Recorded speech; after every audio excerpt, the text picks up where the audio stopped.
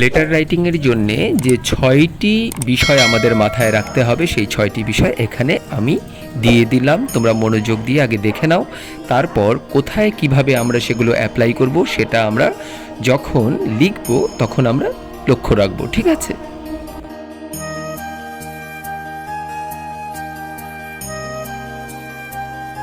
এবারে দেখো 3 নম্বর পয়েন্টটা যদি বাদ দিই, অর্থাৎ বডি, মূল কথা যেটা, সেই কথাটা যদি বাদ দিই, তাহলে আমাদের স্ট্রাকচারের ডান দিকে যে বিষয়গুলো রয়েছে 1 নম্বর এবং মূলত 5 নম্বর, সেটা কিন্তু আমার নিজের। অর্থাৎ 1 নম্বরে আমার নিজের অ্যাড্রেস, 5 নম্বরে আমার সিগনেচার, আর বাঁ দিকটায় থাকবে যাকে লিখছি, যেমন বাবাকে লিখলে বাবার নাম এবং 6 নম্বরে বাবার অ্যাড্রেস, এভাবে কিন্তু রয়েছে।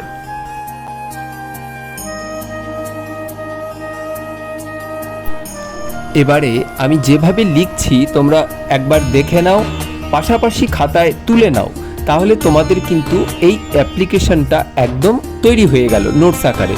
অর্থাৎ তোমাদের আর বাড়তি পরিশ্রম করতে হচ্ছে না, নোট বই কিনতে হচ্ছে না, টিউশনে যেতে হচ্ছে না। ঠিক আছে? এখান থেকেই বারবার দেখে দেখে শিখতে পারো, লিখে লিখে শিখতে পারো, এবং প্র্যাকটিস তো অবশ্যই করতে হবে বারবার।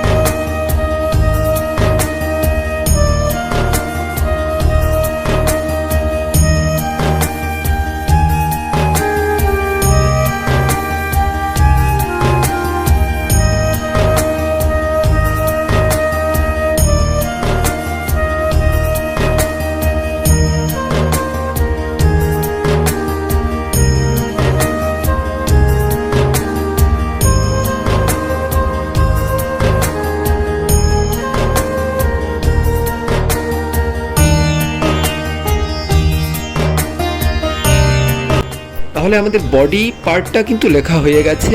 এবার আমরা এন্ডিং যে পার্টটা সেটা লিখব এবং আমার নিজের যে সিগনেচার সেটা করব, এবং সব শেষে বাদিকে 6 নম্বরে আমরা লিখব যাকে লিখছি তার অ্যাড্রেস। অর্থাৎ এখানে আমরা বাবাকে লিখছি, তাই বাবার যে পূর্ণ অ্যাড্রেস, পুরো ঠিকানাটা আমরা এখানে লিখে দেব। কেমন?